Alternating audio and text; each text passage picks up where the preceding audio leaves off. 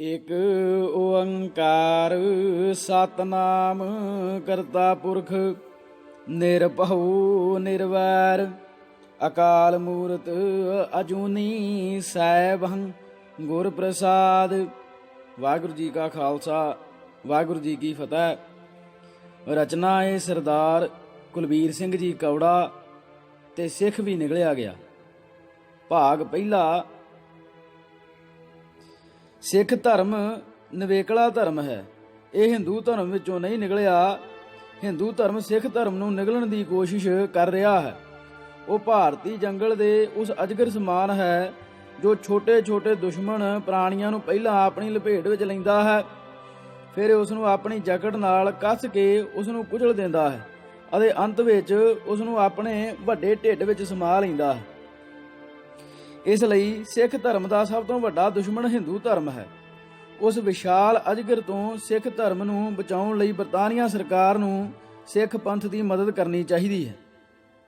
ਇਹ ਸ਼ਬਦ ਮੈਕਾਲਫ ਦੇ ਹਨ। ਸਿਰਲੇਖ 2 ਸ਼ਬਦ। ਇਹ ਕਿਤਾਬ ਲਿਖਣ ਲੱਗਿਆਂ ਮੈਨੂੰ ਬਹੁਤ ਮਾਨਸਿਕ ਤਕਲੀਫ ਵਿੱਚੋਂ ਲੰਘਣਾ ਪਿਆ ਹੈ।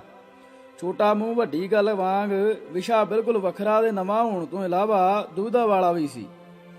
ਇਹ ਕਿਤਾਬ ਲਿਖੀ ਨੂੰ ਲਗਭਗ 2 ਸਾਲ ਹੋ ਚੱਲੇ ਹਨ, ਪਰ ਸਿੱਖ ਸੱਚਮੁੱਚ ਨਿਕਲਿਆ ਗਿਆ ਹੈ ਕਿ ਨਹੀਂ ਦਾ ਫੈਸਲਾ ਮੇਰੇ ਕੋਲੋਂ ਨਹੀਂ ਹੋ ਸਕਿਆ। ਅਖੀਰ ਮੈਂ ਇੱਕ ਰਜਿਸਟਰ ਲਾ ਲਿਆ ਤੇ ਹਰ ਠੀਕ ਠਾਕ ਸਿੱਖ ਜੋ ਵੇਖਣ ਨੂੰ ਜਾਗਰੂਕ ਲੱਗਦਾ ਸੀ ਕੋਲੋਂ ਪੁੱਛਣਾ ਸ਼ੁਰੂ ਕੀਤਾ। ਇਹਨਾਂ ਲੋਕਾਂ ਵਿੱਚ ਉੱਚ ਕੋਟੀ ਦੇ ਵਿਦਵਾਨ ਮੰਨੇ ਜਾਣ ਵਾਲੇ ਸੱਜਣ, ਡਾਕਟਰ, ਸਰਕਾਰੀ ਉੱਚ ਅਹੁਦਿਆਂ ਤੇ ਬੈਠੇ ਅਫਸਰ, ਇੰਜੀਨੀਅਰ, ਰਾਜਨੀਤਿਕ ਪਾਰਟੀਆਂ ਦੇ ਲੀਡਰ, ਨਾਮੀ ਵਕੀਲ ਤੇ ਹੇਠਲੀਆਂ ਅਦਾਲਤਾਂ ਦੇ ਸਭ ਜੱਜਾਂ ਤੋਂ ਲੈ ਕੇ ਹਾਈ ਕੋਰਟ ਤੇ ਸੁਪਰੀਮ ਕੋਰਟ ਦੇ ਰਿਟਾਇਰਡ ਜੱਜ ਸਾਹਿਬਾਨ, ਗੁਰਦੁਆਰਿਆਂ ਦੇ ਪ੍ਰਧਾਨ, ਵਿਦੇਸ਼ਾਂ ਵਿੱਚ ਰਹਿਣ ਵਾਲੇ ਸਿੱਖ ਤੇ ਹੋਰ ਮਹੱਤਵਪੂਰਨ ਨਾਮੀ ਲਿਖਾਰੀ, ਯੂਨੀਵਰਸਿਟੀਆਂ ਦੇ ਪ੍ਰੋਫੈਸਰ ਸਾਹਿਬਾਨ, ਪੰਜਾਬੀ ਅਖਬਾਰਾਂ ਨਾਲ ਸੰਬੰਧਿਤ ਗੁਰਸਿੱਖ ਪੱਤਰਕਾਰ, ਦੁਕਾਨਦਾਰ, ਖੇਤੀ ਕਰਨ ਵਾਲੇ ਗੁਰਸਿੱਖ ਕਿਸਾਨ, ਸਿਰ ਕੱਢ ਡੇਰਿਆਂ ਦੇ ਸਾਧ, ਸੰਤ, ਰਾਗੀ, ਢਾਡੀ ਤੇ ਕੀਰਤਨ ਕਰਨ ਵਾਲੇ ਸੱਜਣ ਤੇ ਇਥੋਂ ਤੱਕ ਕਿ ਸਧਾਰਨ ਸਿੱਖ ਜਿਨ੍ਹਾਂ ਵਿੱਚ ਰਿਕਸ਼ਾ ਵਾਹੁਣ ਵਾਲੇ ਤੱਕ ਵੀ ਸ਼ਾਮਲ ਸਨ ਨੂੰ ਪੁੱਛਿਆ, ਤੁਹਾਡੇ ਖਿਆਲ ਵਿੱਚ ਹਿੰਦੂ ਬਹੁ ਗਿਣਤੀ ਵੱਲੋਂ ਸਿੱਖ ਨਿਕਲਿਆ ਗਿਆ ਹੈ ਕਿ ਨਹੀਂ?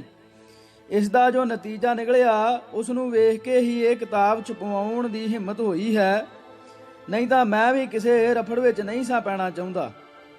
53% ਰਲੇ ਮਿਲੇ ਸਿੱਖਾਂ ਨੇ ਬਿਨਾਂ ਕਿਸੇ ਕਿੰਤੂ ਪਰੰਤੂ ਲਾਉਣ ਦੇ ਸਿੱਧੇ ਤੇ ਠੇਠ ਪੰਜਾਬੀ ਸ਼ਬਦਾਂ ਵਿੱਚ ਕਿਹਾ ਕਿ ਸਿੱਖ ਨਿਕਲਿਆ ਜਾ ਚੁੱਕਿਆ ਹੈ। ਕਈਆਂ ਨੇ ਤਾਂ ਇਹ ਵੀ ਕਿਹਾ ਕਿ ਨਿਕਲਿਆ ਤਾਂ ਉਸ ਦਿਨ ਹੀ ਗਿਆ ਸੀ ਜਿਸ ਦਿਨ ਇਹਨਾਂ ਨੇ ਪਾਕਿਸਤਾਨ ਵਿੱਚੋਂ ਨਿਕਲ ਕੇ ਹਿੰਦੁਸਤਾਨ ਦੀ ਧਰਤੀ ਤੇ ਪੈਰ ਰੱਖਿਆ ਸੀ। 21% ਸਿੱਖਾਂ ਨੇ ਕਿਹਾ ਕੌਣ ਨਿਕਲ ਸਕਦਾ ਹੈ ਸਿੱਖ ਨੂੰ, ਤੁਸੀਂ ਇਹ ਸੋਚ ਕਿੱਦਾਂ ਲਿਆ? ਕਿਸੇ ਨੇ ਕਿਹਾ ਸਾਨੂੰ ਗੁਰੂ ਗੋਬਿੰਦ ਸਿੰਘ ਜੀ ਨੇ ਆਪ ਬਣਾਇਆ ਹੈ, ਅਸੀਂ ਕੋਈ ਆਪਣੇ ਆਪ ਨਹੀਂ ਬਣ ਗਏ ਭਈ ਸਾਨੂੰ ਕੋਈ ਜਣਾ ਖਣਾ ਨਿਕਲ ਜਾਏਗਾ, ਸਾਡਾ ਬਾਜਾਂ ਵਾਲਾ ਗੁਰੂ ਸਾਨੂੰ ਨਿਕਲੇ ਜਾਣ ਦਊਗਾ ਭਲਾ?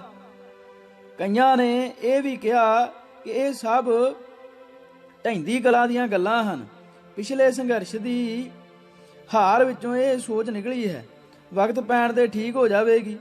ਕਿਸੇ ਨੇ ਇਹ ਵੀ ਕਿਹਾ ਕਿ ਹੁਣ ਤਾਂ ਸਗੋਂ ਸਿੱਖਾਂ ਦਾ ਸੂਦ ਹੀ ਬੜਾ ਲੱਗਾ ਹੈ, ਹੁਣ ਤਾਂ ਅਸੀਂ ਆਜ਼ਾਦ ਹਾਂ, ਪਹਿਲਾਂ ਅੰਗਰੇਜ਼ਾਂ ਦੇ ਗੁਲਾਮ ਸੀ, ਗੁਲਾਮੀ ਨਾਲੋਂ ਤਾਂ ਆਜ਼ਾਦੀ ਸਦਾ ਹੀ ਚੰਗੀ ਹੁੰਦੀ ਹੈ। ਕਿਸੇ ਨੇ ਕਿਹਾ ਕਿ ਜੇ ਹਿੰਦੂ ਬਹੁ ਗਿਣਤੀ ਵੱਲੋਂ ਨਿਕਲਿਆ ਵੀ ਚੱਲਿਆ ਹੈ ਤਾਂ ਅਸਾਂ ਕਿਹੜਾ ਇੱਥੇ ਬੈਠੇ ਰਹਿਣਾ ਹੈ, ਅਸੀਂ ਤਾਂ ਸਮੇਤ ਪਰਿਵਾਰ ਬਾਹਰ ਜਾਣ ਨੂੰ ਤਿਆਰ ਬੈਠੇ ਹਾਂ। ਕਈਆਂ ਨੇ ਇਹ ਸਵਾਲ ਪੁੱਛੇ ਜਾਣ ਤੇ ਹੀ ਗੁੱਸਾ ਕੀਤਾ ਤੇ ਕਿਹਾ ਬੰਦਾ ਗੱਲ ਤੇ ਮੂੰਹੋਂ ਚੰਗੀ ਕੱਢੇ, ਹਿੰਦੂ ਵਿਚਾਰੇ ਕੋਈ ਸਾਡੇ ਨਾਲੋਂ ਵੱਖਰੇ ਹਨ?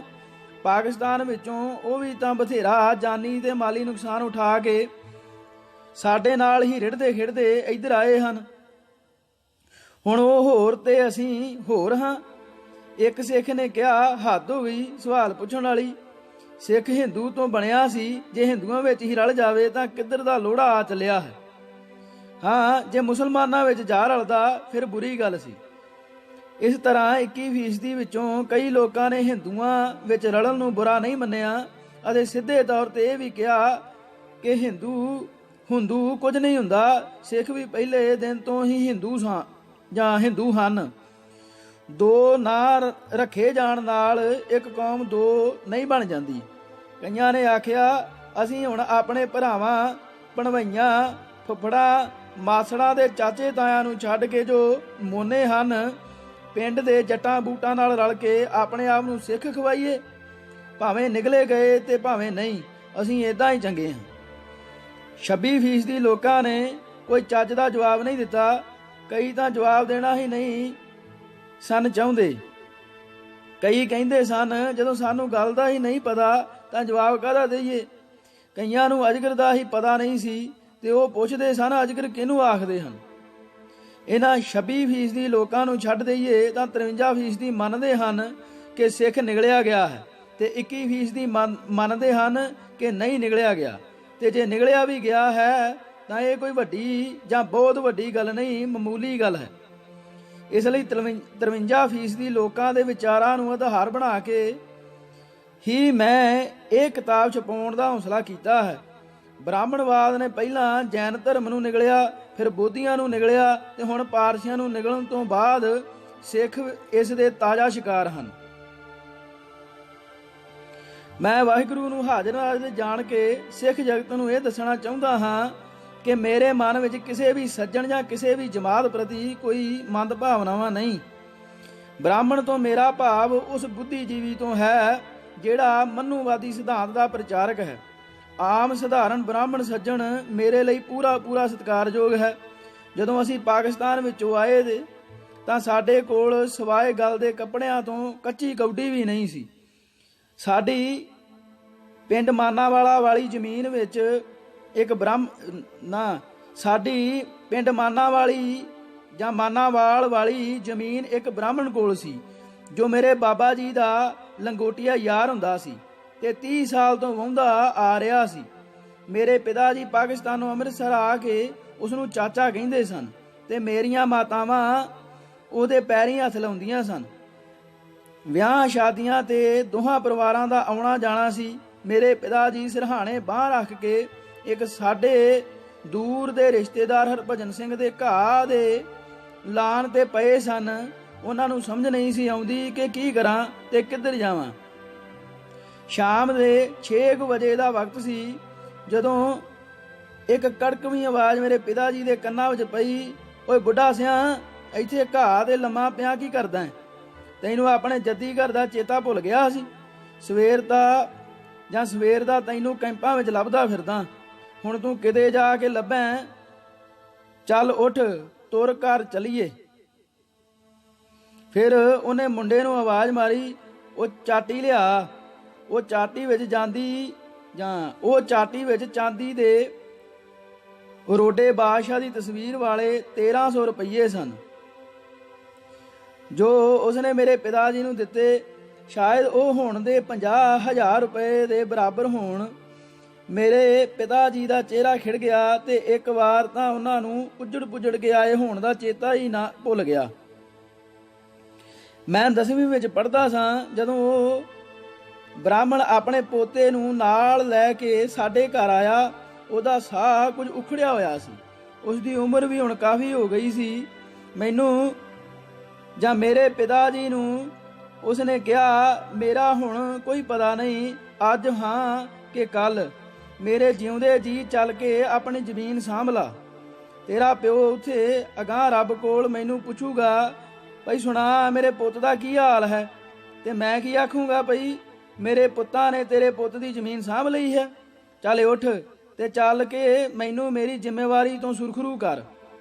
40 ਸਾਲ ਦੇ ਬੈਠੇ ਮੁਜਾਰੇ ਕੋਲੋਂ ਤਾਂ ਕੀ 1 ਸਾਲ ਦੇ ਕਾਬਜ਼ ਮੁਜਾਰੇ ਕੋਲੋਂ ਵੀ ਜ਼ਮੀਨ ਖਾਲੀ ਨਹੀਂ ਸੀ ਕਰਵਾਈ ਜਾ ਸਕਦੀ।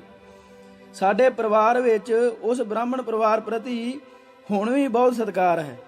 ਇਹ ਸਾਰੀ ਕਹਾਣੀ ਲਿਖਣ ਤੋਂ ਭਾਵ ਇਹ ਹੈ ਕਿ ਕਿਸੇ ਵੀ ਸਧਾਰਨ ਬ੍ਰਾਹਮਣ ਪ੍ਰਤੀ ਮੇਰੀ ਕੋਈ ਮੰਦ ਭਾਵਨਾ ਨਹੀਂ। ਡੇਰਿਆਂ ਦੇ ਸਾਧਾਂ ਮੈਂ ਜੋ ਕੁਝ ਲਿਖਿਆ ਹੈ, ਡੇਰਿਆਂ ਦੇ ਸਾਧਾਂ ਬਾਰੇ ਮੈਂ ਜੋ ਕੁਝ ਲਿਖਿਆ ਹੈ ਉਹ ਜੋ ਲਿਖਿਆ ਜਾਣਾ ਚਾਹੀਦਾ ਸੀ ਉਸ ਦਾ 20ਵਾਂ ਹਿੱਸਾ ਵੀ ਨਹੀਂ। ਪੰਥ ਦੇ ਮਹਾਨ ਵਿਦਵਾਨ ਅਸ਼ੋਕ ਸਿੰਘ ਬਾਗੜੀਆ ਵਰਗੇ ਸੱਜਣ ਵੀ ਮੇਰੇ ਵਿਚਾਰਾਂ ਨਾਲ ਸਹਿਮਤ ਹਨ। ਪੰਜਾਬੀ ਟ੍ਰਿਬਿਊਨ ਵਿੱਚ ਛਪਿਆ ਉਹਨਾਂ ਦਾ ਇੱਕ ਲੇਖ ਇਸ ਕਿਤਾਬ ਦੇ ਅੰਤ ਵਿੱਚ ਦਿੱਤਾ ਗਿਆ ਹੈ। ਇਹਨਾਂ ਸਾਧਾਂ ਦੀ ਵਜ੍ਹਾ ਕਰਕੇ ਹੀ ਸਿੱਖੀ ਨੂੰ ਬਹੁਤੀ ਢਾਹ ਲੱਗੀ ਹੈ ਤੇ ਲੋਕਾਂ ਦੀ ਸ਼ਰਧਾ ਵੀ ਟੁੱਟੀ ਹੈ।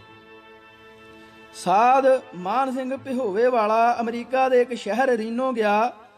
ਰੀਨੋ ਦੇ ਗੁਰਦੁਆਰੇ ਵਿੱਚ ਇਸਨੇ 3 ਦਿਨ ਕਥਾ ਕੀਤੀ। ਨਾਲ ਦੇ ਸ਼ਹਿਰ ਕਾਰਸਨ ਸਿਟੀ ਦਾ ਇੱਕ ਸੱਜਣ ਇਹਨਾਂ ਨੂੰ ਸੰਤ ਮੁਖ ਜਾਣ ਕੇ ਆਪਣੇ ਘਰ ਲਿਜਾ ਕੇ ਚਾਹ ਪਾਣੀ ਪਿਉਣਾ ਚਾਹੁੰਦਾ ਸੀ। 7-8 ਲੱਬੜ ਕੱਟੇ ਜੇ ਉਹਦੇ ਚੇਲੇ ਵੀ ਨਾਲ ਸਨ ਤੇ ਨਾਲ ਉਹ 4 ਚੇਲੀਆਂ ਲਈ ਫਿਰਦਾ ਸੀ। ਕੋਈ ਆਖੇ ਮੈਂ ਛੋਟੀਆਂ ਇਲਾਚੀਆਂ ਵਾਲਾ ਦੁੱਧ ਪੀਣਾ ਹੈ, ਕੋਈ ਆਖੇ ਮੈਂ ਵੱਡੀਆਂ ਇਲਾਚੀਆਂ ਵਾਲਾ ਦੁੱਧ ਪੀਣਾ ਹੈ ਤੇ ਕੋਈ ਆਖੇ ਬੋਰਨਵੀਟਾ ਪਾ ਕੇ ਮੇਰੇ ਲਈ ਦੁੱਧ ਲਿਆਓ।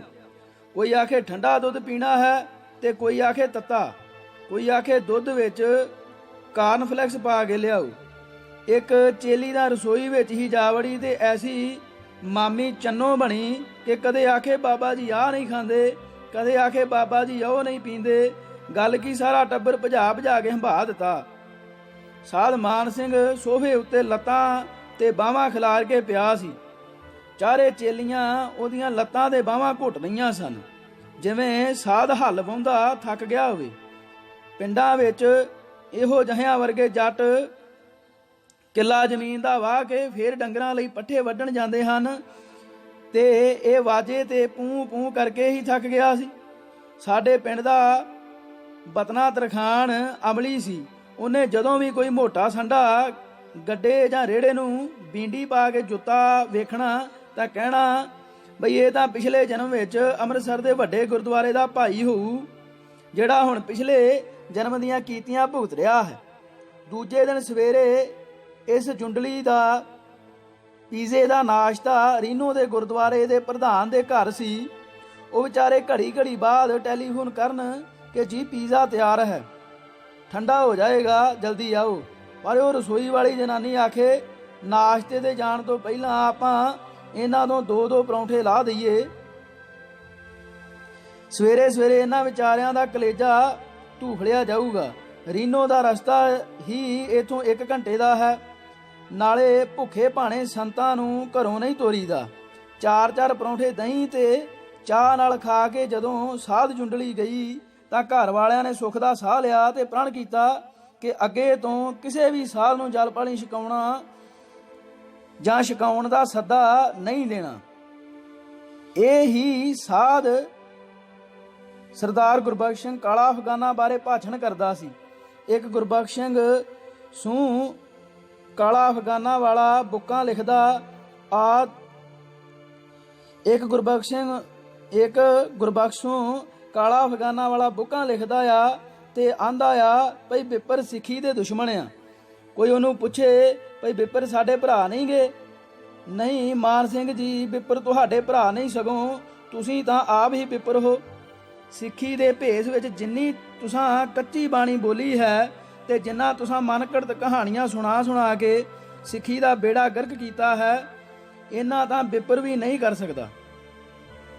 ਇਹ ਸਾਧ ਦੇ ਡੇਰੇ ਨੂੰ ਦੁਰਾਹੇ ਤੇ ਲਾਗੋਂ ਰਸਤਾ ਮੁੜਦਾ ਹੈ, ਜਿਸ ਨੂੰ ਜਰਗ ਵਾਲੇ ਸਾਧ ਕਹਿੰਦੇ ਹਨ। ਉਸਨੇ ਕਈ ਦਰਜਨ ਜੋੜੇ ਲੱਥੀਆਂ ਹੋਈਆਂ ਜੁੱਤੀਆਂ ਦੇ ਸ਼ੀਸ਼ੇ ਵਾਲੀਆਂ ਅਲਮਾਰੀਆਂ ਵਿੱਚ ਸਜਾ ਕੇ ਰੱਖੇ ਹੋਏ ਹਨ। ਸੰਗਤ ਜਾਂਦੀ ਹੈ ਤੇ ਸਾਧ ਨੂੰ ਮੱਥਾ ਟੇਕਣ ਤੋਂ ਪਹਿਲਾਂ ਵੱਡੇ ਸਾਧ ਦੀਆਂ ਜੁੱਤੀਆਂ ਨੂੰ ਮੱਥਾ ਟੇਕਦੀ ਹੈ। ਬਾਬੇ ਦੀਆਂ 2 ਵਿਦੇਸ਼ੀ ਕਾਰਾਂ ਗੈਰਜ ਵਿੱਚ ਪਿੱਛੇ ਖੜੀਆਂ ਕੀਤੀਆਂ ਹੋਈਆਂ ਹਨ, ਜਿਨ੍ਹਾਂ ਨੂੰ ਚੁੰਮ ਕੇ ਸਾਧ ਦੀ ਚੇਲੀ ਰੂਪੀ ਸੰਗਤ ਨੇ ਕਾਰਾਂ ਦਾ ਰੰਗ ਫਿੱਕਾ ਕਰ ਛੱਡਿਆ ਹੈ। ਭੋਲੀ ਭਾਲੀ ਸੰਗਤ ਕੋਲੋਂ ਜੁੱਤੀਆਂ ਨੂੰ ਮੱਥਾ ਟਿਕਾਉਣਾ ਕਿੱਧਰ ਦੀ ਸਿੱਖੀ ਹੈ। ਇਸੇ ਤਰ੍ਹਾਂ ਹੀ ਸੰਗਤ ਨੂੰ ਹੀ ਕਈ ਥਾਵਾਂ ਭੇਡਾਂ ਲਿਖਿਆ ਹੈ। ਬਾਕੀ ਗੁਰੂ ਜੀ ਕੀ ਸੰਗਤ ਦਾ ਬਹੁਤ ਹੀ ਸਤਿਕਾਰਯੋਗ ਹੈ। ਬਾਕੀ ਗੁਰੂ ਜੀ ਦੀ ਸੰਗਤ ਤਾਂ ਬਹੁਤ ਹੀ ਸਤਿਕਾਰਯੋਗ ਹੈ। ਵਿਦਵਾਨ ਲੋਕ ਕੌਮਾਂ ਦੀ ਸ਼ਕਤੀ ਹੁੰਦੇ ਹਨ। ਇਸੇ ਨੂੰ ਹੀ ਅੰਗਰੇਜ਼ੀ ਵਿੱਚ ਵਿਦਵਤਾ ਦੇ ਸੋਮੇ ਥਿੰਕ ਟੈਂਕ ਕਿਹਾ ਜਾਂਦਾ ਹੈ। ਪਰ ਲੱਲੀ ਛੱਲੀ ਵਿਦਵਾਨਾਂ ਦਾ ਵੀ ਸਿੱਖਾਂ ਵਿੱਚ ਘਾਟਾ ਨਹੀਂ। ਅਮਰੀਕਾ ਵਿੱਚ ਇਹੋ ਜਿਹੇ ਵਿਦਵਾਨਾਂ ਦਾ ਨਾਂ ਉੱਚ ਕੋਟੀ ਦੇ ਨੀਚ ਵਿਦਵਾਨ ਪਿਆ ਹੋਇਆ ਹੈ। ਹਿਟਲਰ ਨੇ ਐਸੇ ਵਿਦਵਾਨਾਂ ਨੂੰ ਹੀ ਸਮਾਜ ਦਾ ਕਬਾੜ ਅਰਥਾਤ ਸ੍ਰੈਪ ਆਫ ਦਾ ਸੁਸਾਇਟੀ ਕਿਹਾ ਹੈ। ਉਸ ਦਾ ਖਿਆਲ ਸੀ ਕਿ ਇਸ ਕਿਸਮ ਦੇ ਵਿਦਵਾਨ ਗੱਲ ਨੂੰ ਕਿਸੇ ਸਿਰੇ ਨਹੀਂ ਲੱਗਣ ਦਿੰਦੇ ਤੇ ਸਿੱਧੀ ਪੱਧਰੀ ਗੱਲ ਦੇ ਵੀ ਉਲਟ ਅਰਥ ਕੱਢਦੇ ਹਨ ਤੇ ਨਤੀਜਾ ਕੋਈ ਨਹੀਂ ਕੱਢਦੇ। ਜੇ 100 ਵਿਦਵਾਨਾਂ ਨੂੰ ਇੱਕ ਕਮਰੇ ਵਿੱਚ ਵਾੜ ਕੇ ਕਿਸੇ ਸਮੱਸਿਆ ਦੇ ਵਿਚਾਰ ਕਰਨ ਨੂੰ ਕਿਹਾ ਜਾਵੇ ਤਾਂ ਹਰ ਇੱਕ ਦੀ ਰਾਏ ਵੱਖੋ ਵੱਖਰੀ ਹੁੰਦੀ ਹੈ। 100 ਲੋਕਾਂ ਦੇ 100 ਵਿਚਾਰ ਹੋਣ ਦਾ ਮਸਲਾ ਹੱਲ ਕਿਵੇਂ ਹੋਵੇ? ਵਿਦਵਾਨਾਂ ਦੀ ਇਹੋ ਸਮੱਸਿਆ ਹੀ ਅੱਜ ਸਿੱਖੀ ਵਿੱਚ ਵੀ ਹੈ। ਇਹ ਕਿਤਾਬ ਲਿਖ ਕੇ ਮੈਂ ਕੋਈ ਗੁਸਤਾਖੀ ਨਹੀਂ ਕੀਤੀ। ਇੱਕ ਗੰਭੀਰ ਸਮੱਸਿਆ ਵੱਲ ਸਾਰੀ ਸਿੱਖ ਸੰਗਤ ਦਾ ਧਿਆਨ ਦਿਵਾਉਣਾ ਹੀ ਮੇਰਾ ਮਕਸਦ ਹੈ। ਕਿਸੇ ਨੂੰ ਇਹ ਕਿਤਾਬ ਠੀਕ ਲੱਗੇਗੀ, ਕਿਸੇ ਨੂੰ ਗਲਤ। ਕੋਈ ਆਖੇਗਾ ਸਿੱਖ ਨਿਗਲਿਆ ਗਿਆ ਹੈ, ਕੋਈ ਆਖੇਗਾ ਨਹੀਂ। ਬਸ ਪੰਥ ਵਿੱਚ ਇਹ ਚਰਚਾ ਚੱਲ ਪਵੇ ਤਾਂ ਸ਼ਾਇਦ ਸਿੱਖਾਂ ਦਾ ਕੋਈ ਭਲਾ ਹੀ ਹੋ ਜਾਵੇ। ਮੇਰੀ ਵਾਹਿਗੁਰੂ ਅੱਗੇ ਇਹੀ ਅਰਦਾਸ ਹੈ। 19 ਨਵੰਬਰ 2002 ਸਰਦਾਰ ਕੁਲਬੀਰ ਸਿੰਘ ਜੀ ਕੌੜਾ ਦੇ ਸ਼ਬਦ। ਸਿਰਲੇਖ ਜੈਨ ਧਰਮ। ਜੈਨ ਧਰਮ ਭਾਰਤ ਵਿੱਚ ਪੈਦਾ ਹੋਏ ਧਰਮਾਂ ਵਿੱਚੋਂ ਇੱਕ ਹੈ। ਜੇ ਜੈਨੀਆਂ ਦੀ ਗੱਲ ਕਰੀਏ ਤਾਂ ਜੈਨੀਆਂ ਦੇ ਗੁਰੂ ਮਹਾਵੀਰ ਵੀ ਬੁੱਧ ਧਰਮ ਦੇ ਮਹਾਤਮਾ ਬੁੱਧ ਤੇ ਸਿੱਖਾਂ ਦੇ 10 ਗੁਰੂਆਂ ਵਾਂਗ ਕਸ਼ਤਰੀ ਸਨ। ਬਲਕਿ ਜੈਨ ਧਰਮ ਦੇ 24 ਦੇ 24 ਤੀਰਥੰਕਰ ਹੀ ਕਸ਼ਤਰੀ ਸਨ। ਇਸ ਧਰਮ ਦੀਆਂ ਮੁੱਖ ਸੰਪਰਦਾਵਾਂ ਦਿਗੰਬਰ ਜੈਨ ਤੇ ਸ਼ਵੇਤਾਂਬਰ ਜੈਨ ਹਨ। ਸ਼ਵੇਤਾਂਬਰ ਸਫੈਦ ਕੱਪੜੇ ਪਾਉਂਦੇ ਹਨ, ਤਾਂ ਹੀ ਇਹਨਾਂ ਦਾ ਨਾਂ ਸ਼ਵੇਤਾਂਬਰ ਪੈ ਗਿਆ ਹੈ, ਅਤੇ ਦਿਗੰਬਰ ਨੰਗੇ ਰਹਿੰਦੇ ਹਨ। ਜੈਨ ਧਰਮ ਦੇ ਪਹਿਲੇ ਤੀਰਥੰਕਰ ਰਿਸ਼ਭਦੇਵ ਸਨ। ਇਹ ਧਰਮ ਆਪਣੇ ਅਹਿੰਸਾ ਦੇ ਸਿਧਾਂਤ ਕਾਰਨ ਦੁਨੀਆ ਭਰ ਵਿੱਚ ਪ੍ਰਸਿੱਧ ਹੈ।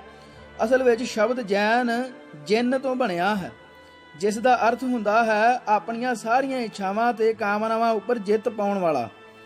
ਜਦੋਂ ਜੈਨੀ ਆਪਸ ਵਿੱਚ ਗੱਲਬਾਤ ਕਰਦੇ ਹਨ ਤਾਂ ਤੀਰਥੰਕਰ ਨੂੰ ਵੀ ਜਿੰਨ ਆਖ ਕੇ ਵਡਿਆਉਂਦੇ ਹਨ। ਤੀਰਥੰਕਰ ਤੋਂ ਭਾਵ ਧਾਰਮਿਕ ਗੁਰੂ ਹੈ। ਵੈਸੇ ਤਾਂ ਜੈਨ ਧਰਮ ਸਾਰੇ ਭਾਰਤ ਵਿੱਚ ਹੀ ਹੈ, ਪਰ ਫਿਰ ਵੀ ਪੂਰਬ ਵਿੱਚ, ਮੱਧਮ ਪੱਛਮ ਵਿੱਚ, ਗੁਜਰਾਤ ਤੇ ਦੱਖਣ ਵਿੱਚ, ਪੂਰਬ ਵਿੱਚ ਮਗਧ, ਪੱਛਮ ਵਿੱਚ ਗੁਜਰਾਤ ਤੇ ਦੱਖਣ ਵਿੱਚ ਕਰਨਾਟਕ ਅੰਦਰ ਇਸ ਧਰਮ ਦੇ ਪੈਰੋਕਾਰ ਜ਼ਿਆਦਾ ਹਨ। ਮਹਾਵੀਰ 24ਵੇਂ ਤੀਰਥੰਕਰ ਸਨ।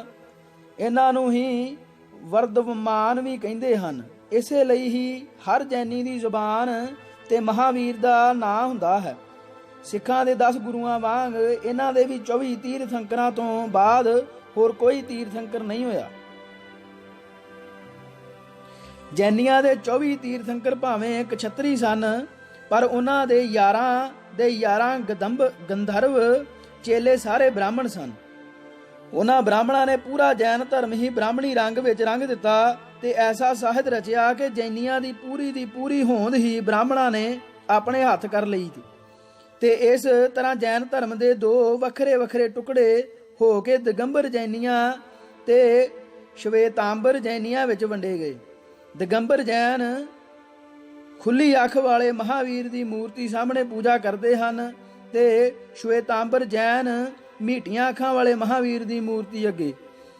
ਜਿੱਥੇ ਕਿਤੇ ਇੱਕ ਹੀ ਮੰਦਿਰ ਵਿੱਚ ਦੋਵੇਂ ਧੜੇ ਇਕੱਠੇ ਹੋ ਜਾਣ, ਉੱਥੇ ਦੋਵੇਂ ਧੜੇ ਵੱਖੋ ਵੱਖਰੀ ਪੂਜਾ ਕਰਨ ਦੀ ਜਿੱਦ ਕਰਦੇ ਹਨ ਤੇ ਇਸ ਗੱਲ ਦੇ ਫਸਾਦ ਵੀ ਹੋ ਜਾਂਦੇ ਹਨ। ਡਾਂਗਾ ਸੋਟੇ ਚੱਲਦੇ ਹਨ ਤੇ ਕਈਆਂ ਜੈਨੀਆਂ ਦਾ ਲਹੂ ਚੋਂਦਾ ਫਿਰਦਾ ਹੈ ਤੇ ਅਹਿੰਸਾ ਦੀ ਪੁਜਾਰੀ ਕੌਮ ਮਰਨ ਮਾਰਨ ਤੇ ਤੁਲ ਜਾਂਦੀ ਹੈ। ਇਹ ਗੱਲ ਬਾਅਦ ਵਿੱਚ ਇਹਨਾਂ 2 ਧੜਿਆਂ ਤੋਂ ਵੀ ਅੱਗੇ ਲੰਘ ਗਈ ਤੇ 13 ਪੰਥੀ ਤੇ 18 ਪੰਥੀਆਂ ਵਿੱਚ ਵੰਡੀ ਗਈ। ਬ੍ਰਾਹਮਣਾਂ ਨੇ ਇਥੋਂ ਤੱਕ ਘੁਸਪੈਠ ਕਰ ਲਈ ਕਿ ਜੈਨੀਆਂ ਨੂੰ ਆਪਣੇ ਵਰਗੇ ਪਾਖੰਡੀ ਬਣਾ ਲਿਆ। ਜਦੋਂ ਕੋਈ ਉਹਨਾਂ ਦੇ ਖਾਣ ਲਈ ਭੋਜਨ ਪਾ ਰਿਹਾ ਹੋਵੇ ਜਾਂ ਉਹਨਾਂ ਨੂੰ ਆਪ ਭਿਕਸ਼ਾ ਮੰਗਣ ਗਿਆ ਨੂੰ ਜਾਂ ਉਹਨਾਂ ਦੇ ਭਾਂਡੇ ਵਿੱਚ ਕੋਈ ਐਸੀ ਸਬਜ਼ੀ ਜਾਂ ਕੋਈ ਹੋਰ ਖਾਣ ਵਾਲੀ ਚੀਜ਼ ਪਾਵੇ ਜੋ ਉਹਨਾਂ ਨੂੰ ਪਸੰਦ ਨਾ ਹੋਵੇ ਜਾਂ ਸਵਾਦ ਨਾ ਲੱਗਦੀ ਹੋਵੇ ਤਾਂ ਹੱਥ ਦਾ ਇਸ਼ਾਰਾ ਕਰਕੇ ਉਹ ਚੀਜ਼ ਪਾਉਣੋਂ ਰੋਕ ਦਿੰਦੇ ਹਨ ਤੇ ਜੋ ਚੀਜ਼ ਜ਼ਿਆਦਾ ਸਵਾਦ ਲੱਗਦੀ ਹੈ ਉਹ ਹੱਥ ਨਾਲ ਹੋਰ ਪਾਉਣ ਦਾ ਇਸ਼ਾਰਾ ਕਰ ਦਿੰਦੇ ਹਨ। ਜੈਨੀਆਂ ਦੀ ਸਿੱਖਿਆ ਅਨੁਸਾਰ ਜੋ ਘਰ ਵਾਲਾ ਪਾ ਦੇਵੇ ਉਹੀ ਚੁੱਪਚਾਪ ਲੈ ਲੈਣਾ ਚਾਹੀਦਾ ਹੈ ਤੇ ਕਿਸੇ ਚੀਜ਼ ਦੀ ਵੀ ਮੰਗ ਨਹੀਂ ਕਰਨੀ ਚਾਹੀਦੀ। ਪਰ ਬ੍ਰਾਹਮਣ ਨੇ ਖੱਚਰ ਵਿਦਿਆ ਨਾਲ ਇਹ ਤਰੀਕਾ ਕੱਢ ਲਿਆ ਕਿ ਮੂੰਹੋਂ ਨਾ ਬੋਲੋ ਤੇ ਹੱਥ ਨਾਲ ਜਾਂ ਸੈਨਤ ਨਾਲ ਸਵਾਦੀ ਭੋਜਨ ਵੱਧ ਲੈ ਲਓ। ਹਾਲਾਂਕਿ ਜੈਨ ਧਰਮ ਗ੍ਰੰਥਾਂ ਵਿੱਚ ਇਹ ਲਿਖਿਆ ਹੋਇਆ ਹੈ ਕਿ ਭੋਜਨ ਜਿਸ ਤਰ੍ਹਾਂ ਖਾਓ ਜਾਂ ਭੋਜਨ ਇਸ ਤਰ੍ਹਾਂ ਖਾਓ ਜਿਵੇਂ ਮਿੱਟੀ ਖਾਈਦੀ ਹੈ। ਹਿੰਦੂ ਕਹਿੰਦੇ ਹਨ ਆਤਮਾ ਵੀ ਹੈ ਤੇ ਪਰਮਾਤਮਾ ਵੀ, ਪਰ ਜੈਨੀ ਕਹਿੰਦੇ ਹਨ ਕਿ ਆਤਮਾ ਹੈ ਪਰ ਪਰਮਾਤਮਾ ਨਹੀਂ ਹੈ। ਬੋਧੀ ਕਹਿੰਦੇ ਹਨ ਨਾ ਆਤਮਾ ਹੈ ਨਾ ਪਰਮਾਤਮਾ ਹੈ। ਇਸੇ ਲਈ ਹੀ ਇਹ ਧਰਮ ਵੱਖੋ ਵੱਖਰੇ ਹਨ। ਹਿੰਦੂ ਅਤੇ ਯਹੂਦੀ ਜਨਮ ਤੋਂ ਧਰਮ ਮੰਨਦੇ ਹਨ। ਈਸਾਈ, ਮੁਸਲਮਾਨ, ਬੋਧੀ, ਜੈਨੀ ਅਤੇ ਸਿੱਖ ਕਰਮ ਨਾਲ ਧਰਮ ਮੰਨਦੇ ਹਨ। ਜੈਨੀ ਮੂੰਹ ਤੇ ਪੱਟੀ ਇਸ ਲਈ ਬੰਨ੍ਹਦੇ ਹਨ ਤਾਂ ਕਿ ਹਵਾ ਵਿੱਚ ਉੱਡਦੇ ਫਿਰਦੇ ਨਿੱਕੇ ਨਿੱਕੇ ਜੀਆਂ ਜੰਤ ਸਾਹ ਲੈਣ ਨਾਲ ਅੰਦਰ ਨਾ ਲੰਘ ਜਾਣ ਤੇ ਨਾ ਮਰ ਜਾਣ। ਪੈਰੋਂ ਨੰਗੇ ਇਸ ਕਰਕੇ ਰਹਿੰਦੇ ਹਨ ਕਿ ਧਰਤੀ ਦੇ ਤੁਰਨ ਫਿਰਨ ਵਾਲਾ ਕੋਈ ਕੀੜਾ ਮਕੌੜਾ ਜਾਂ ਕੋਈ ਹੋਰ ਜਾਨਵਰ ਪੈਰ ਥੱਲੇ ਆ ਕੇ ਮਰ ਨਾ ਜਾਵੇ। ਮੋਢੇ ਦੇ ਬੁਰਸ਼ ਨੁਮਾ ਕੁੱਚ ਰੱਖਦੇ ਹਨ ਤਾਂ ਕਿ ਜਿੱਥੇ ਬੈਠਣਾ ਹੋਵੇ ਉਥੇ ਨਾਲ ਜਾਂ ਉਹਦੇ ਨਾਲ ਥਾਂ ਸਾਫ਼ ਕਰਕੇ ਬੈਠਿਆ ਜਾਵੇ ਤਾਂ ਕਿ ਬੈਠਣ ਨਾਲ ਦੇਹ ਦੇ ਭਾਰ ਨਾਲ ਕੋਈ ਜੀ ਜੰਤ ਨਾ ਦੱਬਿਆ ਜਾਵੇ। ਜੈਨੀ ਨਹਾਉਂਦੇ ਵੀ ਨਹੀਂ ਤਾਂ ਕਿ ਸਰੀਰ ਨਾਲ ਲੱਗੇ ਕੀੜੇ ਮਰ ਨਾ ਜਾਣ। ਦੰਦਾਂ ਨੂੰ ਬੁਰਸ਼ ਵਗੈਰਾ ਕਰਨਾ ਵੀ ਮਨਾ ਹੈ। ਜਿਹੜਾ ਬੰਦਾ ਨਹਾਏਗਾ ਨਹੀਂ ਉਹਦੇ ਜੂਆਂ ਤਾਂ ਪੈ ਹੀ ਜਾਂਦੀਆਂ ਹਨ। ਉਸਤਰੇ ਨਾਲ ਇਸ ਕਰਕੇ ਸਿਰ ਨਹੀਂ ਮੁੰਨਦੇ ਤਾਂ ਕਿ ਜੂਆਂ ਵੱਡੀਆਂ ਨਾ ਜਾਣ। ਇਸ ਲਈ ਵਾਲਾਂ ਨੂੰ ਇੱਕ ਇੱਕ ਕਰਕੇ ਪੁੱਟਦੇ ਹਨ। ਜੈਨੀ ਮਹਾਤਮਾ ਗਾਂਧੀ ਨਾਲ ਬੜੇ ਖੁਸ਼ ਸਨ। ਸਭ ਤੋਂ ਵੱਧ ਜੈਨੀ ਹੀ ਮਹਾਤਮਾ ਗਾਂਧੀ ਨਾਲ ਜੇਲ੍ਹ ਜਾਂਦੇ ਰਹੇ ਕਿਉਂਕਿ ਉਹ ਹਿੰਸਾ ਨੂੰ ਨਿੰਦਦੇ ਸਨ ਤੇ ਜੈਨੀਆਂ ਨੂੰ ਇਹ ਗੱਲ ਪਸੰਦ ਸੀ। DAV ਕਾਲਜ ਵਿੱਚ ਮੇਰੇ ਨਾਲ ਜੈਨੀ ਮੁੰਡੇ ਪੜ੍ਹਦੇ ਸਨ ਜਿਨ੍ਹਾਂ ਨਾਲ ਮੈਂ ਉਹਨਾਂ ਦੇ ਘਰ ਵੀ ਕਈ ਵਾਰ ਜਾਂਦਾ ਸਾਂ। ਅੱਜ ਕੱਲ੍ਹ ਦੇ ਮੁੰਡੇ ਜੈਨ ਧਰਮ ਦੇ ਨਿਯਮਾਂ ਦੀ ਪਾਲਣਾ ਉੱਕਾ ਹੀ ਨਹੀਂ ਕਰਦੇ। ਮੁੰਡੇ ਕੁੜੀਆਂ ਖੁਸ਼ਬੂਦਾਰ ਸਾਬਣਾਂ ਤੇ ਤੇਲਾਂ ਦੀ ਖੁੱਲ੍ਹ ਕੇ ਵਰਤੋਂ ਕਰਦੇ ਹਨ, ਪਰ ਉਹਨਾਂ ਦੇ ਘਰਾਂ ਵਿੱਚ ਇੱਕ ਅੱਧ ਬੁੱਢਾ ਜ਼ਰੂਰ ਹੁੰਦਾ ਹੈ ਜਿਹੜਾ ਜੈਨ ਨਿਯਮਾਂ ਦਾ ਪਾਲਣ ਕਰਦਾ ਹੋਵੇ। ਪ੍ਰਿਊਸ਼ਨ ਪਰਵ ਜੈਨੀਆਂ ਦਾ ਬੜਾ ਮਹਾਨ ਤਿਉਹਾਰ ਹੈ ਜਿਸ ਨੂੰ ਜੈਨੀ ਧੂਮ ਧਾਮ ਨਾਲ ਮਨਾਉਂਦੇ ਹਨ। ਉਹਨਾਂ ਦਿਨਾਂ ਵਿੱਚ ਜੈਨੀ ਕੋਈ ਵੀ ਹਰੀ ਸਬਜ਼ੀ ਜਾਂ ਫਲ ਨਹੀਂ ਖਾਂਦੇ, ਪਰ ਉਹ ਹੀ ਸਬਜ਼ੀ ਜਾਂ ਫਲ ਜੇ ਪੱਕ ਕੇ ਪੀਲਾ ਹੋ ਜਾਵੇ ਤਾਂ ਖਾ ਲੈਂਦੇ ਹਨ। ਬ੍ਰਾਹਮਣ ਗੰਧਰਵਾਂ ਨੇ ਜੈਨੀਆਂ ਨੂੰ ਬੜੀਆਂ ਭਿੱਤੀਆਂ ਪੜ੍ਹਾ ਦਿੱਤੀਆਂ ਹਨ, ਜਿਵੇਂ ਕਿ ਪਾਣੀ ਵਿੱਚ ਮਲ ਨਹੀਂ ਤਿਆਗਣਾ। ਵੈਸੇ ਵੀ ਜੈਨੀ ਪਾਣੀ ਨੂੰ ਵੀ ਪੁਣ ਕੇ ਪੀਂਦੇ ਹਨ। ਪਾਣੀ ਵਿੱਚ ਮਲ ਨਾ ਤਿਆਗਣ ਦਾ ਮਤਲਬ ਇਹ ਹੋਇਆ ਕਿ ਉਹ ਫਲਸ਼ ਸਿਸਟਮ ਵੀ ਨਹੀਂ ਵਰਤ ਸਕਦੇ, ਕਿਉਂਕਿ ਫਲਸ਼ ਵਿੱਚ ਵੀ ਥੋੜਾ ਜਿਹਾ ਪਾਣੀ ਤਾਂ ਥੱਲੇ ਰਹਿੰਦਾ ਹੀ ਹੈ। ਮੇਰਾ ਇੱਕ ਜੈਨੀ ਮਿੱਤਰ ਜਲੰਧਰ ਸ਼ਹਿਰ ਤੋਂ ਆਪਣੇ ਦਾਦੇ ਨੂੰ, ਜਿਹੜਾ ਬੰਗਲੌਰ ਤੋਂ ਇੱਥੇ ਆਪਣੇ ਪੁੱਤਾਂ ਪੋਤਰਿਆਂ ਕੋਲ ਆਇਆ ਹੋਇਆ ਸੀ, ਨੂੰ ਲੈ ਕੇ ਮੇਰੇ ਖੇਤਾਂ ਵਿੱਚ ਜੰਗਲ ਪਾਣੀ ਲਈ ਲਿਆਉਂਦਾ ਹੁੰਦਾ ਸੀ। ਬੁੱਢਾ ਸੱਚਮੁੱਚ ਹੀ ਬੜਾ ਪਖੰਡੀ ਜਿਹਾ ਸੀ। ਉਸਨੇ ਜਦੋਂ ਕਾਰ ਵਿੱਚੋਂ ਬਾਹਰ ਨਿਕਲਣਾ ਤਾਂ ਉਸਦੇ ਦੋਹਾਂ ਪੋਤਿਆਂ ਨੇ ਵੀ ਨੰਗੇ ਪੈਰੀਂ ਉਸਦੇ ਨਾਲ ਤੁਰਨਾ। ਜੰਗਲ ਪਾਣੀ ਜਾ ਕੇ ਉਹਨੇ ਸੋਟੀ ਲੈ ਕੇ ਆਪਣੇ ਮਲ ਨੂੰ ਚੰਗੀ ਤਰ੍ਹਾਂ ਫਰੋਲ ਦੇਣਾ। ਉਸ ਨੂੰ ਰਾਤ ਨੂੰ ਪਿਸ਼ਾਬ ਜਾਣ ਦੀ ਵੀ ਦਿੱਕਤ ਆਉਂਦੀ ਸੀ ਕਿਉਂਕਿ ਫਲਸ਼ ਵਿੱਚ ਉਹ ਪਿਸ਼ਾਬ ਨਹੀਂ ਸੀ ਕਰਦਾ, ਇਸ ਲਈ ਉਸ ਨੂੰ ਕਿਸੇ ਭਾਂਡੇ ਵਿੱਚ ਪਿਸ਼ਾਬ ਕਰਵਾਉਂਦੇ ਸਨ। ਮੇਰੇ ਮਿੱਤਰ ਦੀ ਮਾਂ ਨੇ ਮੈਨੂੰ ਕਈ ਵਾਰ ਕਿਹਾ, ਤੁਸੀਂ ਸਿੱਖ ਚੰਗੇ ਹੋ, ਅਸੀਂ ਤਾਂ ਵਕਤ ਨੂੰ ਫਸੇ ਹੋਏ ਹਾਂ। ਜੈਨੀ ਖੇਤੀ ਨਹੀਂ ਕਰਦੇ ਕਿਉਂਕਿ ਖੇਤੀ ਵਿੱਚ ਤਾਂ ਅਰਬਾਂ ਖਰਬਾਂ ਜੀ ਜਨਤਾ ਦੀ ਹੱਤਿਆ ਹੁੰਦੀ ਹੈ, ਭਾਵੇਂ ਕੋਈ ਜਾਣ ਕੇ ਨਾ ਵੀ ਮਾਰੇ। ਇਸ ਲਈ ਜੈਨੀਆਂ ਨੇ ਖੇਤੀ ਛੱਡ ਕੇ ਹੋਰ ਧੰਦੇ ਸ਼ੁਰੂ ਕਰ ਲਏ ਤੇ ਵਿਆਜ ਤੇ ਪੈਸਾ ਚੜਾਉਣ ਲੱਗ ਪਏ। ਬ੍ਰਾਹਮਣ ਕਿਉਂਕਿ ਸ਼ੁਰੂ ਤੋਂ ਹੀ ਲੁੱਟਣ ਵਿੱਚ ਵਿਸ਼ਵਾਸ ਰੱਖਦਾ ਹੈ ਤੇ ਬੜਾ ਲੋਟੂ ਹੈ, ਇਸ ਲਈ ਗੰਧਰਵਾਂ ਨੇ ਵਿਆਜ, ਚੱਕਰਵਰਤੀ ਵਿਆਜ ਅਤੇ ਲੁੱਟਣ ਦੀਆਂ ਕਈ ਹੋਰ ਕਾਢਾਂ ਕੱਢ ਲਈਆਂ। ਦੇਸ਼ ਵਿੱਚ ਕੱਪੜੇ ਦੇ ਵਪਾਰ ਦਾ 70% ਹਿੱਸਾ ਜੈਨੀਆਂ ਕੋਲ ਹੈ। ਵਰਧਮਾਨ ਨਿਟਿੰਗ, ਭਾਰਤ ਵਰਧਮਾਨ ਹੌਜ਼ਰੀ ਤੇ ਵਿਮਲ ਆਦਿ ਕਈ ਫਰਮਾਂ ਦੇ ਮਾਲਕ ਜੈਨੀ ਅਰਬਾਂਪਤੀ ਹਨ। ਦੇਸ਼ ਦੇ ਕੱਪੜੇ ਦੀਆਂ ਸਭ ਤੋਂ ਵੱਡੀਆਂ ਮਿੱਲਾਂ ਜੈਨੀਆਂ ਦੀਆਂ ਹਨ। ਜੈਨੀਆਂ ਦੀ ਨਵੀਂ ਪੀੜ੍ਹੀ ਹੁਣ ਬਹੁਤ ਆਵਾਜ਼ਾਰ ਹੋ ਚੁੱਕੀ ਹੈ। ਮੇਰੇ ਇੱਕ ਜੈਨੀ ਮਿੱਤਰ ਦੀ ਭੈਣ ਆਪਣੇ ਸਹੁਰਿਆਂ ਤੋਂ ਆਪਣੇ ਪਤੀ ਨਾਲ ਪੇਕੇ ਘਰ ਆਈ ਤਾਂ ਮੈਂ ਉਹਨਾਂ ਨੂੰ ਆਪਣੇ ਘਰ ਖਾਣੇ ਤੇ ਬੁਲਾਇਆ। ਅਸਾਂ ਪਹਿਲਾਂ ਹੀ ਮੀਟ ਬਣਾਇਆ ਹੋਇਆ ਸੀ ਜੋ ਉਹਨਾਂ ਦੇ ਆਉਣ ਤੇ ਅਸਾਂ ਲੁਕਾ ਦਿੱਤਾ।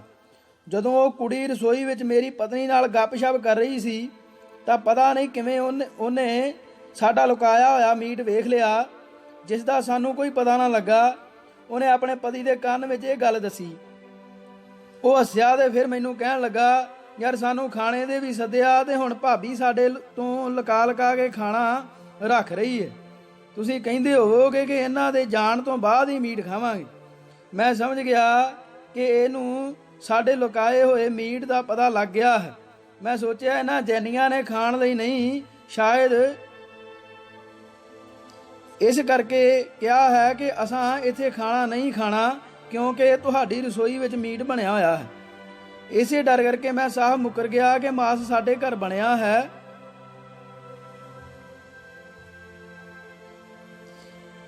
ਮਿੰਨੀ ਦੋਸਤ ਦੀ ਭੈਣ ਰਸੋਈ ਵਿੱਚ ਗਈ ਤੇ ਪਤੀਲਾ ਲਿਆ ਕੇ ਖਾਣ ਵਾਲੇ ਮੇਜ਼ ਤੇ ਰੱਖ ਦਿੱਤਾ।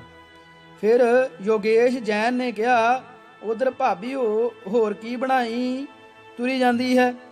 3-4 ਸਬਜ਼ੀਆਂ ਦੇ ਨਾਂ ਮਿੰਨੀ ਨੇ ਦੱਸੇ ਤਾਂ ਉਹਨੇ ਕਿਹਾ, ਮੈਂ ਤਾਂ ਮੀਟ ਨਾਲ ਹੀ ਰੋਟੀ ਖਾ ਲੈਣੀ ਹੈ, ਤੁਸੀਂ ਜੋ ਮਰਜ਼ੀ ਖਾਓ।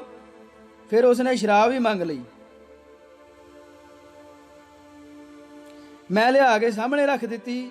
ਹੁਣ ਤਾਂ ਗੱਲ ਸਾਫ਼ ਸੀ। ਸਾਨੂੰ ਖੁਸ਼ੀ ਵੀ ਬੜੀ ਹੋਈ, ਮਾਹੌਲ ਵੀ ਬਹੁਤ ਵਧੀਆ ਬਣ ਗਿਆ। ਪਰ ਜਦੋਂ ਮੀਟ ਖਾਣ ਲੱਗੇ ਤਾਂ ਮੇਰੇ ਦੋਸਤ ਨੇ ਕਿਹਾ, ਵੇਖ ਬਈ ਹੁਣ ਤੈਨੂੰ ਪ੍ਰਣ ਕਰਨਾ ਪਏਗਾ, ਹੱਥ ਅੱਗੇ ਕਰ। ਮੈਂ ਹੱਥ ਅੱਗੇ ਕੀਤਾ ਤਾਂ ਉਹਨਾਂ ਤਿੰਨਾਂ ਹੀ ਜੈਨੀ ਪ੍ਰਾਹੁਣਿਆਂ ਨੇ ਮੇਰੇ ਹੱਥ ਤੇ ਹੱਥ ਰੱਖ ਦਿੱਤੇ ਤੇ ਕਿਹਾ, ਜੇ ਤੂੰ ਕਿਸੇ ਨੂੰ ਦੱਸਿਆ ਤਾਂ ਮੈਨੂੰ ਜਾਂ ਤੈਨੂੰ ਮਹਾਵੀਰ ਦਾ ਘਾਟਾ। ਮੈਂ ਕਿਹਾ, ਨਹੀਂ ਮੈਂ ਕਿਸੇ ਨੂੰ ਨਹੀਂ ਦੱਸਦਾ, ਪਰ ਮਹਾਵੀਰ ਦਾ ਘਾਟਾ ਕੀ ਹੋਇਆ? ਉਹ ਕਹਿਣ ਲੱਗੇ, ਇਹ ਆਖ ਕੇ ਹੀ ਅਸੀਂ ਸਹੁੰ ਪਾਉਂਦੇ ਹਾਂ। ਉਸ ਤੋਂ ਬਾਅਦ ਉਹ ਕੁੜੀ ਜਦੋਂ ਵੀ ਆਉਂਦੀ ਉਹਦਾ ਪਤੀ ਉਹਨੂੰ ਲੈ ਕੇ ਸਾਡੇ ਘਰ ਆ ਜਾਂਦਾ। ਉਹਨਾਂ ਦੀ ਰੋਟੀ ਬਣਾਉਣੀ ਬੜੀ ਸੌਖੀ ਸੀ, ਬਸ ਮੀਟ ਤੇ ਸ਼ਰਾਬ, ਹੋਰ ਉਚੇਚ ਦੀ ਲੋੜ ਹੀ ਨਹੀਂ ਸੀ। ਮਿੰਨੀ ਦੇ ਪਤੀ ਨੇ ਹੀ ਮੈਨੂੰ ਦੱਸਿਆ ਸੀ ਕਿ ਜੇ ਕਦੇ ਖੁਦਾ ਨਾ ਖਾਸਤਾ ਦਿਨੇ ਵੀ ਸ਼ਰਾਬ ਪੀਣੀ ਪੈ ਜਾਵੇ ਤਾਂ ਡਰਾਈ ਜਿੰਨ ਸ਼ਰਾਬ ਨਹੀਂ ਪੀਣੀ ਚਾਹੀਦੀ। ਭਾਵੇਂ ਉਸ ਦੀ ਸ਼ਰਾਬ ਵਰਗੀ ਕੋਈ ਬੋ ਨਹੀਂ ਹੁੰਦੀ, ਪਰ ਫਿਰ ਵੀ ਉਹ ਸਿਹਤ ਨੂੰ ਖਰਾਬ ਕਰਦੀ ਹੈ ਤੇ ਉਸ ਨਾਲ ਕਲੇਜਾ ਧੁਖਦਾ ਰਹਿੰਦਾ ਹੈ, ਨਾਲੇ ਐਸਿਡਿਟੀ ਵੀ ਹੋ ਜਾਂਦੀ ਹੈ। ਜੇ ਦਿਨੇ ਬਿਲਕੁਲ ਪੀਣੀ ਹੀ ਪੈ ਜਾਵੇ ਤਾਂ ਆਮ ਵਿਸਕੀ ਪੀ ਕੇ ਮਗਰੋਂ ਅਮਰੂਦ ਨਾ ਮਿਲਣ ਤੇ ਉਸਦੇ ਪੱਤੇ ਖਾ ਲੈਣੇ ਚਾਹੀਦੇ ਹਨ, ਕਿਉਂਕਿ ਅਮਰੂਦ ਦੇ ਪੱਤਿਆਂ ਦੀ ਆਪਣੀ ਹੀ ਬੜੀ ਤਿੱਖੀ ਜਿਹੀ ਗੰਧ ਹੁੰਦੀ ਹੈ, ਜਿਸ ਥੱਲੇ ਸ਼ਰਾਬ ਦੀ ਬੋ ਨੱਪੀ ਜਾਂਦੀ ਹੈ। ਜ਼ਰੂਰਤ ਇਜ਼ਾਦ ਦੀ ਮਾਂ ਹੁੰਦੀ ਹੈ। ਉਹ ਵਿਚਾਰਾ ਜੈਨੀ ਆਪਣੇ ਜੈਨੀ ਪਰਿਵਾਰ ਤੋਂ ਚੋਰੀ ਸ਼ਰਾਬ ਪੀਂਦਾ ਸੀ। ਸ਼ਾਇਦ ਇਸੇ ਲਈ ਹੀ ਉਹ ਇਹ ਤਰੀਕਾ ਲੱਭ ਚੁੱਕਾ ਸੀ। ਆਪਣੇ ਸਹੁਰੇ ਪਰਿਵਾਰ ਵਿੱਚ ਵੀ ਉਸ ਦੀ ਸ਼ਰਾਬ ਦਾ ਕਿਸੇ ਨੂੰ ਪਤਾ ਨਹੀਂ ਸੀ। ਇੱਕ ਵਾਰ ਆਪਣੇ ਬੇਟੇ ਦੇ ਜਨਮ ਦਿਨ ਤੇ ਮੈਂ ਉਹਨਾਂ ਦੇ ਪੂਰੇ ਪਰਿਵਾਰ ਨੂੰ ਹੀ ਆਪਣੇ ਘਰ ਖਾਣੇ ਤੇ ਬੁਲਾਇਆ। ਮੇਰੀ ਪਤਨੀ ਨੇ ਸ਼ੁੱਧ ਸ਼ਾਕਾਹਾਰੀ ਖਾਣਾ ਤਿਆਰ ਕੀਤਾ। ਬਾਸਮਤੀ ਦੇ ਲੂਣ ਵਾਲੇ ਚੌਲਾਂ ਵਿੱਚ ਅਦਰਕ ਤੇ ਸਬਜ਼ੀ ਦੇ ਟੁਕੜੇ ਪਾ ਕੇ ਪੁਲਾਓ ਜਿਹਾ ਬਣਾਇਆ ਤੇ ਨਾਲ ਮਿੱਠੇ ਵਾਲਾ ਦਹੀਂ ਸੀ। ਸਾਰਿਆਂ ਨੇ ਪਚਾਕੇ ਮਾਰ ਕੇ ਖਾਧਾ। ਖਾਂਦਿਆਂ ਮੇਰੀ ਪਤਨੀ ਨੂੰ ਹਰੀਸ਼ ਦੀ ਮਾਂ ਨੇ ਪੁੱਛਿਆ, ਬੇਟਾ ਮੈਨੂੰ 2 ਗੱਲਾਂ ਦੱਸ। ਪਹਿਲੀ ਤਾਂ ਇਹ ਕਿ ਤੇਰੇ ਬਣਾਏ ਹੋਏ ਚੌਲ ਕੱਲੇ ਹਨ। ਅਸੀਂ ਕਈ ਵਾਰ ਬਣਾਏ ਹਨ ਪਰ ਉਹ ਘਿਪਾ ਜਿਹਾ ਬਣ ਜਾਂਦੇ ਹਨ। ਦੂਜਾ, ਤੇਰਾ ਡੂੰਘੇ ਵਿੱਚ ਦਹੀਂ ਚੱਕੇ ਵਰਗਾ ਜੰਮਿਆ ਹੈ ਤੇ ਦਹੀਂ ਵਿੱਚ ਮਾਸਾ ਵੀ ਪਾਣੀ ਨਹੀਂ, ਪਰ ਸਾਡਾ ਦਹੀਂ ਫੁੱਟੀਆਂ ਜਿਹੀਆਂ ਵਾਲਾ ਹੁੰਦਾ ਹੈ ਤੇ ਪਾਣੀ ਸਿਮਦਾ ਰਹਿੰਦਾ ਹੈ।